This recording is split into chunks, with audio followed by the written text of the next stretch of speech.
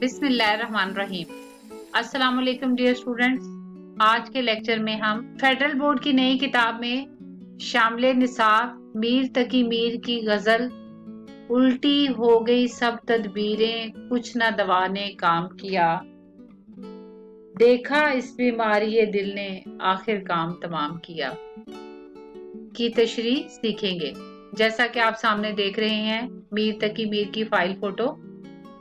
आज हम गजल के पहले दो अशार की तशरीह मुकम्मल करेंगे, लेकिन बच्चों अशार की तशरीह से पहले गजल के मानी और मफहूम और गजल और नज्म की तशरीह में क्या फर्क है या गजल की तशरीह किस तरह से की जाती है ये जानना बहुत जरूरी है।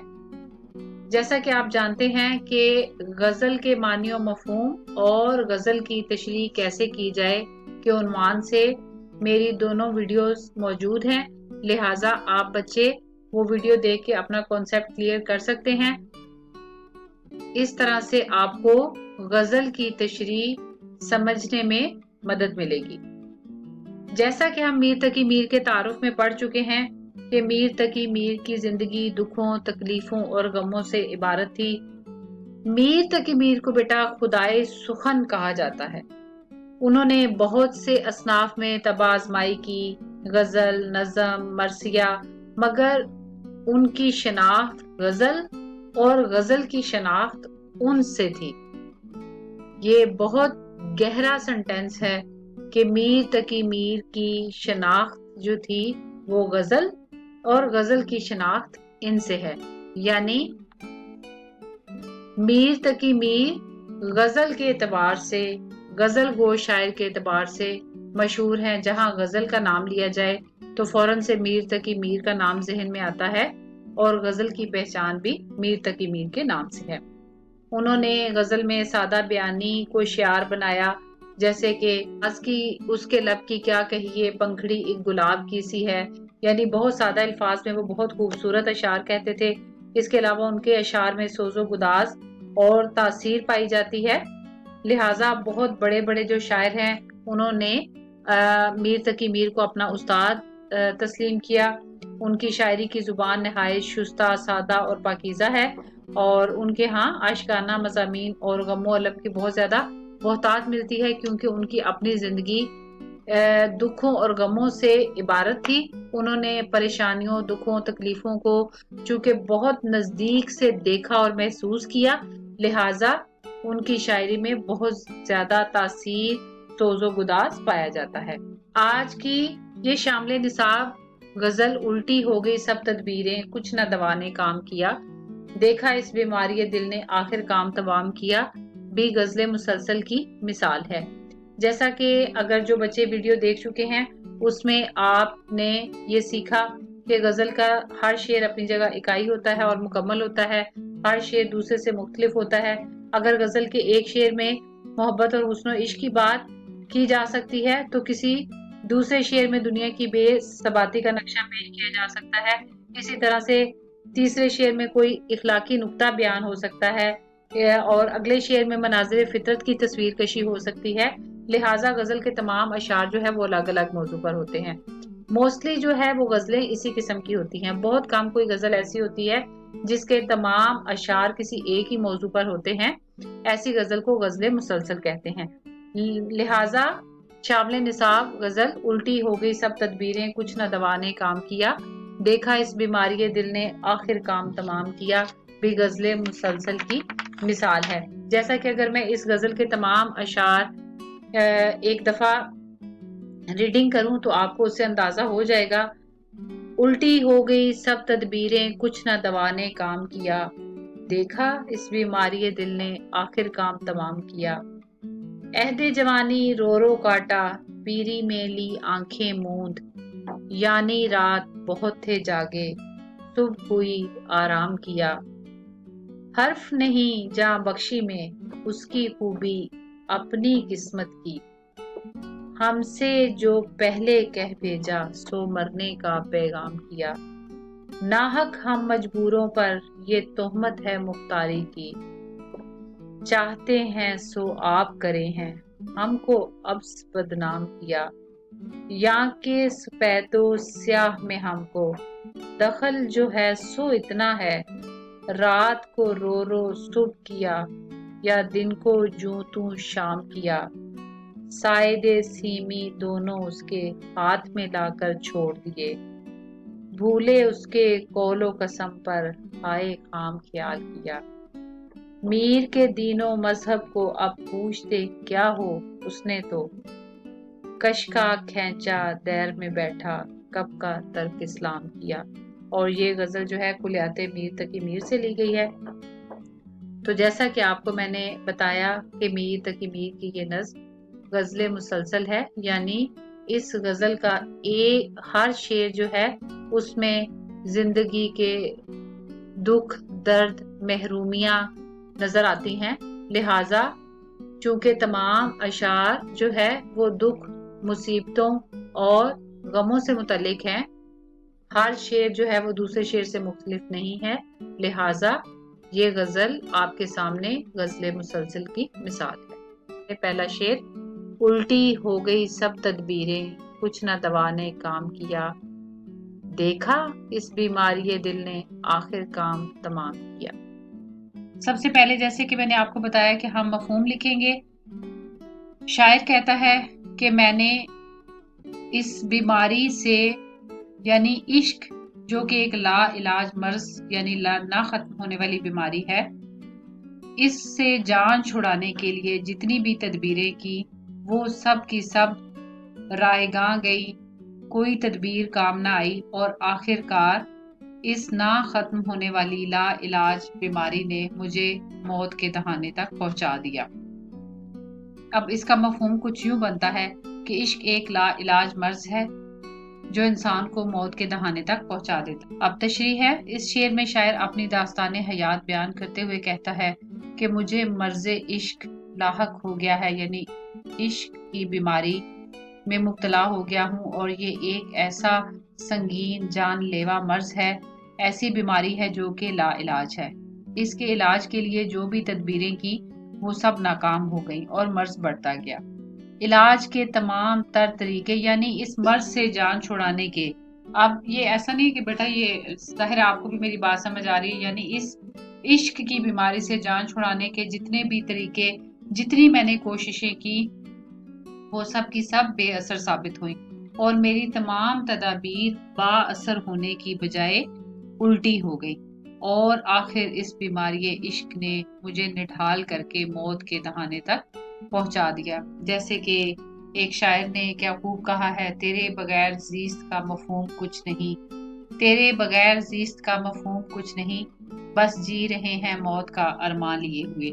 जैसा कि दूसरे मिसरे में लफ्ज देखा इस्तेमाल किया गया है, जिससे अंदाजा होता है कि शायर को पहले से ही अंदेशा था कि ये मर्ज इश्क जरूर इसे तबाह कर देगा। जैसा कि मैंने शुरू में शेर की रीडिंग की थी तो उसका जो अदा करने का तलफ़ुज़ था, देखा इस बीमारी दिल ने आखिर काम तमाम किया, यानी कि शायर को पहले से ही अंदेशा था कि ये मर्ज इश्क जरूर इसे तबाह कर देगा और आखिरकार वही हुआ। यानी यहाँ पर शायर जो है वो महबूब को जिताना चाहता है कि जिस चीज का उसे अंदेशा हुआ आखिरकार वही हुआ, कि इश्क की वादी में कदम रखते ही मर्ज इश्क जानलेवा ही साबित हुआ। बकौले शायर, मर्जी से इश्क पे रहमत खुदा की, मर्ज बढ़ता गया यूं यूं दवा की। और दरअसल शायर अपने महबूब को मुखातिब करके जिताना चाहता है कि देखा जिस बात का मुझे अंदेशा था, यानी जान जाने का, वही हो गया। इसी तरह से बेटा शेर नंबर 2 है, अहदे जवानी रो रो काटा पीरी मेली आंखें मूंद, अहदे जवानी रो रो काटा पीरी यानी बुढ़ापे, पीरी मेली आंखें मूंद यानी रात बहुत थे जागे, सुबह हुई आराम किया। इसका मफहूम कुछ इस तरह से है कि अहदे जवानी रो रो के गुजारा यहाँ तक के मौत का वक्त और बुढ़ापा आ गया। अहदे जवानी रो रो काटा पीरी मेली आंखें मूंद, यानी कि मौत का वक्त यानी बुढ़ापा आ गया। आंखें मूंदना, आंखें बंद करना। यानी रात बहुत थे जागे, सुबह हुई आराम किया। लेकिन शायर कहता है कि सारी जवानी रो रो काटने के बावजूद, दुख तकलीफ बर्दाश्त करने के बावजूद भी गमों ने पीछा न छोड़ा, और मेरी हालत इस नातवां शख्स, इस कमजोर शख्स की तरह हो गई जो रात भर जागता रहे और सुबह हुई तो थक कर सो जाए। अब हम तशरीह की तरफ आएंगे। मीर तकी मीर की सारी जिंदगी मुश्किलात, गमों और नाकामियों में गुजरी। सारी जिंदगी इनको कोई खुशी नसीब न हुई। अपनी शायरी में जा बजा इन गमों और महरूमियों का जिक्र करते हुए नजर आते हैं, जैसे कि बकौल शायर, जिंदगी जबरे मुसलसल की तरह काटी है, जाने किस जुर्म की पाई है सजा याद नहीं। इसी तरह एक और शायर का शेर है, अजियत मुसीबत मलामत बलाएं, तेरे इश्क में हमने क्या क्या न देखा। के मिस्ताक इस शेर में भी मीर अपनी हसरत भरी जिंदगी का हाल बयान करते हुए कहते हैं कि जवानी का दौर जो कि खुशियों और उमंगों से भरपूर होता है और इंसान अपने अज़्मो हिम्मत से अपनी ख्वाहिशात की तकमील के न सिर्फ ख्वाब देखता है बल्कि उनकी ताबीर यानी उनको पूरा करने के लिए और रोशन मुस्तकबिल के लिए भरपूर कोशिशें करता है। लेकिन अफसोस, मेरी जिंदगी का ये सुनहरा दौर भी गमों की नजर हो गया। अहदे जवानी रो रो काटा। अब हम अगले हिस्से में आएंगे, पीरी मेली आंखें मूंद। यानी शायर कहता है कि जवानी का दौर भी गमों की नजर हो गया और अब जबकि मैं उम्र के आखिरी हिस्से में हूँ, मौत का वक्त करीब है, मगर अभी भी दुखों और गमों ने मेरा पीछा नहीं छोड़ा। दरअसल यहाँ पर मीर की मिसाल भी एक ऐसे शख्स की सी है जो फिक्र और परेशानी से रात भर जागते जागते थक जाए और जब एक रोशन सुबह तुलू हो तो वो सो जाए। शायर मीर तकी मीर कहते हैं कि अपनी उम्र के इस आखिरी हिस्से में मुझ में इतनी सकत और ताकत नहीं रही कि अपने दुखों भरा माजी याद कर सकूं, क्योंकि अब मैं मजीद गम और दुख बर्दाश्त नहीं कर सकता। जैसा कि किसी शायर ने क्या खूब कहा है, जिंदगी है या कोई तूफान है, जिंदगी है या कोई तूफान है, हम तो ऐसे जीने के हाथों मर चले। लिहाजा अब बस मैं आराम की नींद सोकर, यानी मीर तकी मीर कहते हैं कि लिहाजा अब बस मैं आराम की नींद सोकर अपने दुखों से भरे माजी को भूल जाना चाहता हूँ। यहाँ शायर ने अहदे जवानी को रात से, जवानी का दौर वैसे तो पीक का दौर होता है और एक उमंगों, ख्वाहिशों और अपनी उम्मीदों को पूरा करने का दौर होता है, लेकिन चूंकि मीर के बारे में आपने पढ़ा कि उन्होंने अहदे जवानी रो रो काटा, इसलिए यहाँ पे उन्होंने अहदे जवानी को रात से और बुढ़ापे को सुबह से, बुढ़ापे को सुबह से क्यों तशबीह दी है? इसलिए बेटा कि अब वो कहते हैं कि अब इन दुखों और तकलीफों को बर्दाश्त करने की उनमें हिम्मत नहीं रही, लिहाजा अब वो सुकून, आराम और चैन की नींद सोना चाहते हैं। जैसे कि बहादुर शाह जफर का एक खूबसूरत शेर है कि दिन जिंदगी के खत्म हुए शाम हो गई, फैला के पाँव सोएंगे कुंजे मजार में। आजाद जिस तरह से बहादुर शाह जफर का ये शेर यानी मौत ही उन्हें जिंदगी और दुखों से निजात का एक जरिया नजर आती है, इसी तरह से यहाँ मीर तकी मीर ने बुढ़ापे को सुबह से तशबीह दी है कि अब वो सुकून और चैन की नींद सोना चाहते हैं। दुख और तकलीफ बर्दाश्त करने की उनमें मजीद हिम्मत नहीं रही। शेर नंबर 3 है, हर्फ नहीं जा बख्शी में इसकी, खूबी अपनी किस्मत की। हर्फ नहीं जा बख्शी में इसकी, खूबी अपनी किस्मत की, हमसे जो पहले कह भेजा तो मरने का पैगाम किया। बेटा इसको आपने समझ के पढ़ना है कि मेरा महबूब आला ज़र्फ है, मेरा आला ज़र्फ महबूब हर किसी की जा बख्शी करता है, हर किसी की खता माफ कर देता है, हर एक को दरगुजर कर देता है, बस एक हमारी ही जा बख्शी ना हुई। हर्फ नहीं जा बख्शी में इसकी, के उसकी जा बख्शी माफ करने की जो सिफ्त है उसमें किसी किस्म की कोई दो राय नहीं, उसमें कोई शक की गुंजाइश नहीं। खूबी अपनी किस्मत की, लेकिन ये हमारी ही बदकिस्मती है کہ ہم سے جو پہلے کہہ بھیجا سو مرنے کا پیغام کیا، یعنی میرے محبوب نے مجھ سے لا تعلقی کا جو پیغام دے بھیجا اور مجھ سے بے رخی اور بے اعتنائی کا جو ارادہ کر لیا، تو اس کے لیے ہم محبوب کو کوئی الزام نہیں دیتے، کیونکہ میری قسمت میں ہی محبوب کی بے رخی اور بے اعتنائی کے سبب مرنا لکھا ہے۔ اب یہ ایکسپلینیشن بیچ میں نے اس لیے کی ہے کہ آپ کا کانسیپٹ کلیئر ہو، ٹھیک ہے؟ لہٰذا آپ جب مفہوم لکھیں گے تو آپ اسی طرح سے لکھیں گے کہ میرا اعلیٰ ظرف محبوب ہر ایک کی جاں بخشی کرتا ہے، ہر ایک سے درگزر کرتا ہے، اس میں کوئی شک نہیں، بس ایک ہماری ہی جاں بخشی نہ ہوئی، لیکن ہم محبوب کو کوئی الزام نہیں دیتے، کیونکہ اس نے ہم سے لا تعلقی کا جو پیغام دے بھیجا ہے، تو اس میں محبوب کا ہمیں محبوب سے کوئی گلہ نہیں، بلکہ یہ ہماری ہی قسمت کی خرابی ہے کہ میری قسمت میں محبوب کی بے رخی اور بے اعتنائی کے سبب مرنا لکھا ہے۔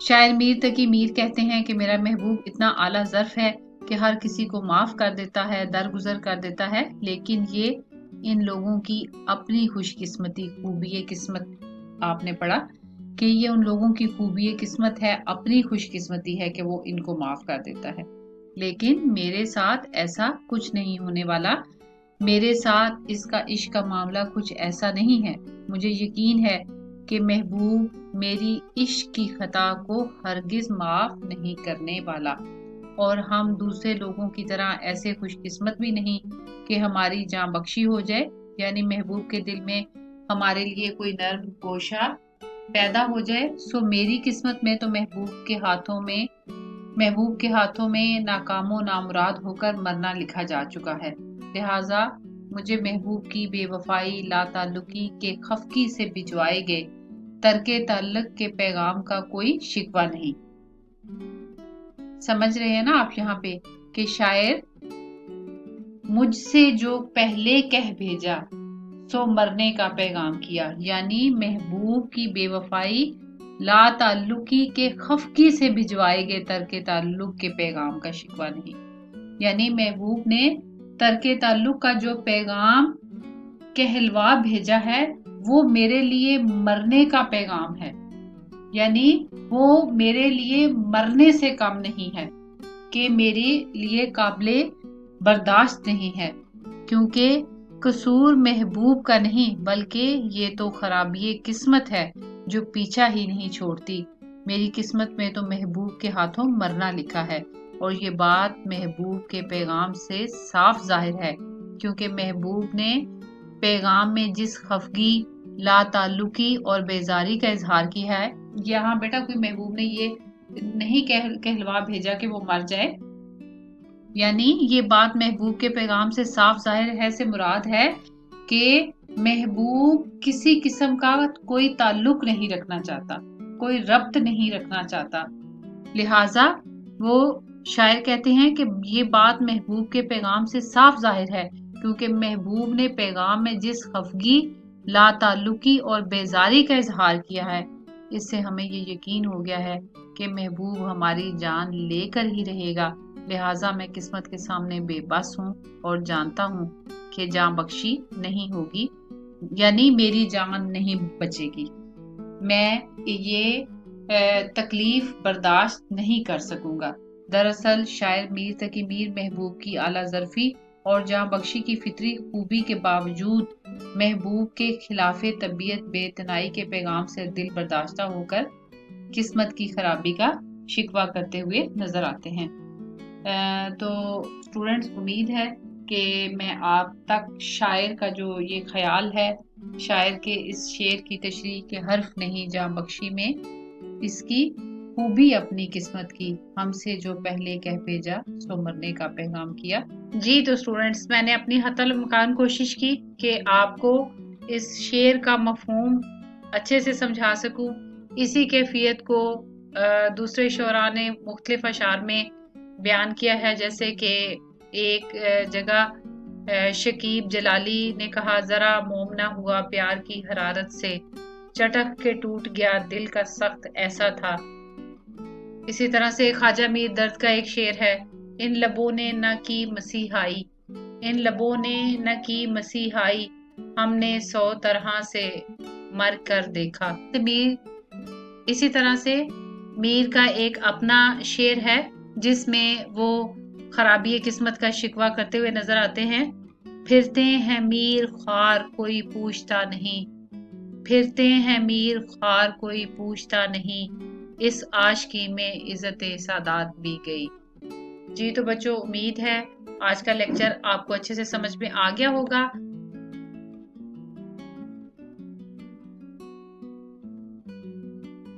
कमेंट सेक्शन में जरूर लिखिएगा कि आपको आज मीर तकी मीर के इन अशार की तशरीह अच्छे से समझ में आई या नहीं। इसके साथ ही इजाजत चाहती हूँ। अल्लाह हाफिज।